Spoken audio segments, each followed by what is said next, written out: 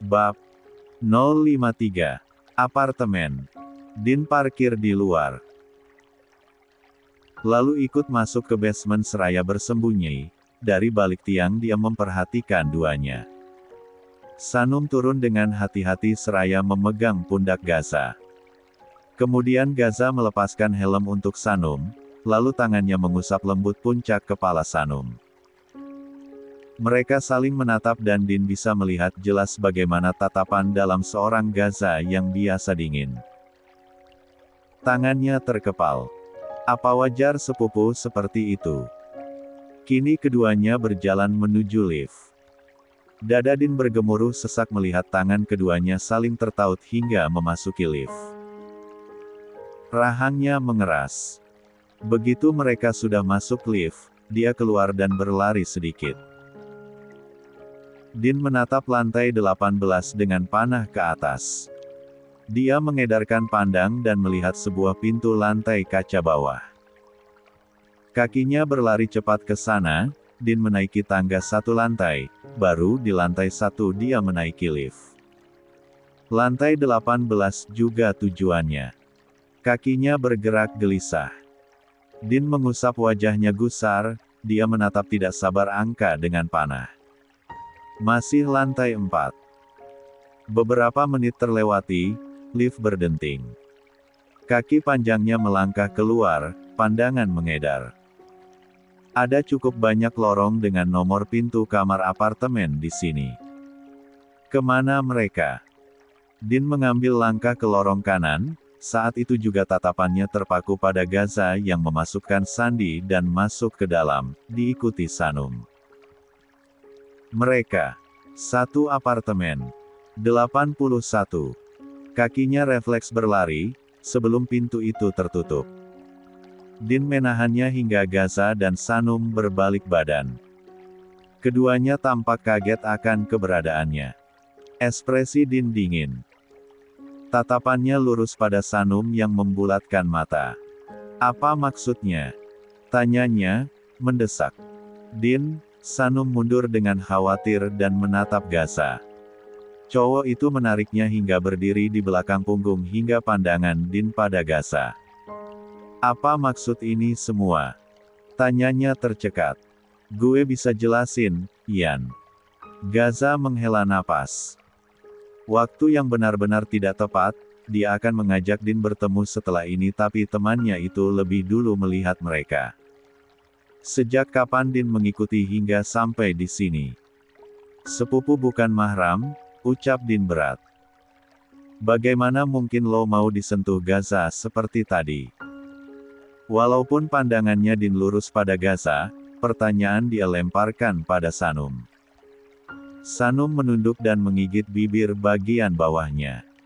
Dia memegang kaus bagian belakang Gaza erat. Lo bahkan dipeluk waktu anak Dark Wolf nyerang. Wanita terjaga kayak lo mana mungkin mau disentuh seperti itu. Yan, kalian satu atap. Gue akan jelasin, masuk dulu. Nafas Din terdengar berat. Kedua tangannya mengepal. Dia memejamkan mata sesaat dan melangkah masuk lebih dulu ke dalam. Gaza berbalik badan pada Sanum kemudian. Ayo, Mas, bagaimana ini? Cicitnya pelan. Gak apa-apa. Kita bilang ke Din. Sanum takut. Din bakal marah ke kamu. Gaza tidak menjawab. Dia melangkah duluan ke dalam dan melihat Din yang sudah duduk di sofa. Din yang biasanya tampak ceria kita terlibat menahan marah. Langsung jelasin. Ucap Din begitu dia mendaratkan bokong di sofa. Sanum berjalan pelan dalam tundukan dan duduk di samping Gaza. Tatapan Din tidak ramah lagi. Dingin dan auranya mencekam. Sorry gak jujur. Tapi mau berencana bilang. Ustadz bilang sepupu bisa menikah. Lo suka Sanum? Tanyanya to the point. Menembak pertanyaan itu langsung pada ketua yang dia hormati. Gaza terdiam. Lo nikung gue ya? Din terbahak. Bukan tawa bahagia tapi tawa pedih. Pantes aja. Lo gak ngasih celah gue dekati dia. Din melirik Sanum yang meremas tangannya di atas paha. 82. Lah gue kalah duluan sama sepupu Sanum sendiri, lanjutnya terkekeh. Tapi kecewa perempuan seterjaga Sanum mau disentuh dan tinggal berdua dengan yang bukan mahram. Bukannya lo bilang Sanum tinggal bersama keluarga lo? Gue kira Sanum perempuan baik di balik cadarnya, tapi itu hanya topeng yang ditutupi. Sindirnya. Mata Sanum memerah akan ucapan Din. Dadanya sesak. Berbeda dengan Sanum, rahang Gaza mengeras. Dia bangkit cepat dan menarik kerah baju Din. Tatapannya nyalang, matanya berapi. Hati-hati kalau ngomong. Teriaknya. Din menatap tajam. Gue salah. Bukannya benar. Apa yang kalian lakukan berdua di sini? Gigi Gaza bergemeletup menahan marah. Darahnya dibuat mendidih. Tidak terima akan perkataan tersebut. Lo fitnah istri gue. Dek. Mata Din membulat. Dia menelan selaiva susah payah. Tatapannya meredup. Istri. Tanyanya tercelkat. Ya, SHANUM istri gue. Gaza menarik kasar tangannya. Dadanya naik turun menahan emosi. Tatapan Din pada Sanum yang hanya menunduk. Ini perang ya? Tanyanya. Memastikan ulang. Lo nolak gue, dan jadiin ini perang biar gue mundur. Ya kan Sanum? Suaranya melirih dan tidak percaya. Sanum menggeleng pelan. Mas Gaza benar. Juar. Mas Gaza. Kaki Din terasa lemas dipijaki. Dunia seakan mendadak berputar hingga kepalanya pening akan ucapan keduanya. Nafasnya memburu, tidak teratur. Din memejamkan mata sesaat dan terkekeh. Bilang kalian bercanda. Gue serius. Gaza menegaskan, suaranya melunak ketimbang tadi dengan amarah yang tersulut. Mata Din memerah. Dia mengusap wajahnya frustasi. Dia menggigit bibir bagian bawahnya dan membuang nafas yang begitu sesak bergumpal di dadanya. Bagaimana mungkin? Lirihnya. Dengar cerita gue dan jangan sela apapun, ucap Gaza tegas. Dia kembali duduk di samping Sanum. Din menggepalkan tangannya. Dia mempersiapkan diri mendengar segala hal yang akan kian menyakitinya hingga ke depan. Karena kepentingan bisnis gue dipaksa bokap nikah dengan anak sahabatnya, Gaza membuka suara. Di saat kelas 3, tambahnya. Hubungan gue dengan bokap gak baik. Dalam artian sama gue benci dan dendam karena ambisi dia selama ini. Gaza mengambil nafas dalam. Gue gak punya pilihan nerima perjodohan itu. Kenapa bisa Sanum? Jangan sela, decaknya. Din terdiam saja. Dia menunggu kelanjutannya. 83. Gue harus tetap nikah biar bisa keluar dari rumah itu. Karena suatu rencana gue kabur di hari akad. Gue nemuin Sanum dan minta dia jadi istri gue. Cerita selesai. Din menunduk sesaat.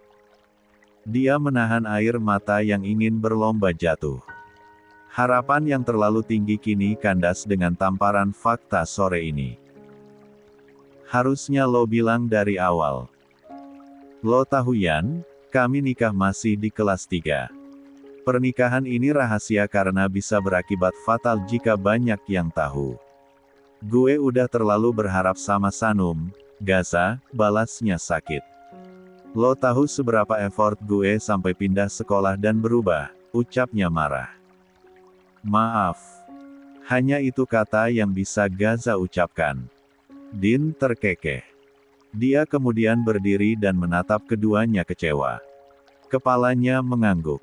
Jika gue tahu dari awal, gue gak akan mencintai istri lo sebesar ini, lirihnya. Kemudian dia membawa langkahnya pergi begitu saja. Menarik langkah yang begitu berat dari apartemen keduanya. Gaza menghela nafas kasar. Dia lalu menoleh pada Sanum yang memperhatikan kepergian Din. Gak apa-apa. Dia butuh waktu, ucapnya seakan mengerti apa yang istrinya pikirkan. Tatapan Sanum beralih kepada Gaza. Apa Din akan memusuhi kamu, Mas? Gak usah dipikirkan. Maafkan Sanum. Cek bukan salah kamu Cil, katanya menenangkan. Gaza menarik Sanum dalam dekapannya dan memberikan kecupan di puncak kepala cewek itu. Si Din udah 3 hari gak ada kabar. Dia sakit apa sengaja bolos? Tanya Lukas dikala anak-anak Aksio nongkrong di markas. Gaza menghela nafas berat. Bolos kali. Dia kan suka gitu. Sejak pindah dia mana pernah bolos karena ada Sanum, tambah Arfan. Ya tapi sebolos-bolosnya dia juga tetap hadir di markas. Lah ini ngilang gak ada kabar, celetuk Bagas. Iya anjir, ini acara BBQ weekend entar aman kan nih. Gila jangan-jangan si Din hilang karena jadi ketua. Tanya yang lain. Menebak. Ya kagaklah bejir. Theo melempar bantal sofa pada salah satu anak Aksio Zages yang bicara. Apa si Din sakit? Mereka kemudian sama-sama terdiam. Gimana kalau kita lihat ke rumah dia? Saran salah satu dari mereka. Tatapan mereka lalu beralih pada Gaza. Cowok itu berdiri dari duduknya dan melangkah ke lantai 2. Din memang tidak ada kabar sejak mendengar penjelasannya. Nomornya juga tidak aktif, yang biasanya rajin ke markas kini tidak. Sepatah hati itu. 84. Galan yang sejak tadi diam memperhatikan Gaza yang kini pergi ke lantai 2. Dia seolah bisa menebak dari ekspresi Gaza yang tampak gusar dari balik wajah datarnya. Coba terus hubungi Din dulu, perintahnya pada anggota yang memberikan anggukan. Galan ikut berdiri dan menyusul Gaza yang berdiri di balkon lantai 2. Kebiasaan sang ketua geng motor jika butuh waktu sendiri atau sekedar memikirkan sesuatu. Ada masalah? Tanyanya to the point. Galan berdiri di samping Gaza yang kini mengeluarkan rokok. Belum ada jawaban, Gaza membakar ujung rokoknya, mengisap lalu mengembuskan asapnya hingga kepulan itu membumbung. Tatapannya lurus ke depan. Galan tidak ikut merokok. Dia memperhatikan langit malam seraya menunggu sahabatnya bercerita. Ada kaitannya sama Din. Dia udah tahu. Lo dan Sanum. Gaza mengangguk. Gue berencana bilang semuanya tapi Din lebih dulu tahu dan lihat gue dan Sanum masuk apartemen yang sama. Galan terdiam. Bagian itu dia tidak tahu jika keduanya tinggal satu atap. Sebenarnya apa hubungan kalian? Gaza mengembuskan nafas berat. Pernikahan, ucapnya nyaris pelan. Jika sedang makan, Galan akan tersedak. Matanya melebar. Lo dan Sanum. Ya. Galan mengatupkan bibirnya. Rahasiakan ini. Dia mengangguk. Tapi kenapa bisa? Tanyanya cukup penasaran. Mereka masih kelas 3 SMA. Lo lakuin sesuatu sampai Sanum minta tanggung jawab. Sejauh ini hanya itu yang Gaza pikirkan. Gaza menoleh dengan tatapan nyalang. Galan mengangkat kedua tangannya. Gue nanya. Lebih ketuduhan, sindirnya. Galan tertawa. Terus alasannya. Gaza menghela napas panjang. Kembali dia ceritakan seperti apa yang dia bilang pada Din. Termasuk Din yang tidak ada kabar sejak dengar hal ini. Si Din patah hati berat, gumam Galan, ikut menghela napas. Tapik setuju seharusnya lo bilang dari awal sejak dia terang-terangan ngejar Sanum. Cek pernikahan ini rahasia. Lo mau banyak yang tahu dan sekolah juga dapat info. Ya kagak. Tapi seenggaknya lo bisa bilang Din. Gue belum bisa waktu itu, gumamnya. Anak-anak yang lain gak dikasih tahu. Gaza mengedikkan bahu. Gak usah sekarang. Cukup kalian berdua yang tahu. 85. Gue rasa anak-anak bisa jaga rahasia. Beberapa bulan lagi kita tamat, tambah Gaza. Mendekati tamat dia akan bilang pada anak-anak Aksio. Zages. Galan mengangguk menghormati keputusan sahabatnya. Dia tahu Gaza pasti sudah memikirkan dengan matang alasannya. Bagaimanapun perihal ini tidak semua orang boleh tahu, untuk saat ini. Kalau Din masih gak ada kabar, lo yang handle acara weekend. Galan mengangguk. Terus si Din gimana? Kalau di posisi Din apa yang lo lakuin? Tanya Gaza balik. Cowok yang 11-12 dengannya itu terdiam. Galan membayangkan perempuan yang dia suka sudah jadi milik orang lain. Dia mengedikkan bahu. Sama kayak Din, gue akan menghilangkan dulu untuk berdamai dengan semuanya. Lampiaskan di klub dan lakuin apapun yang buat pikiran gue gak kesana. Bisa jadi Din diam di kamar, mengalau. Abang Din. Kamu kemana lagi? Tanya seorang wanita berusia sekitar 40-an dengan pakaian kerjanya. Anak laki-laki berjaket Aksio Zages itu menuruni tangga dengan kunci di tangannya. Balapan? Jawabannya ringan. Abang kenapa sih? 3 hari gak sekolah. Malam suka hilang.